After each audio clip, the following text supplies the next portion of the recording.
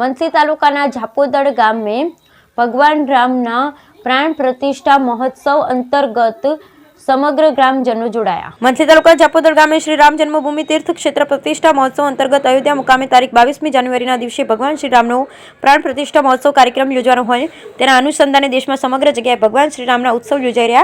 ઘર ઘર અક્ષત ચોખા પત્રિકાનું વિતરણ પણ થઈ રહ્યું છે। ત્યારે झापोदड़ ગામના રહીશોએ ભવ્ય આયોજન કરેલ હતું।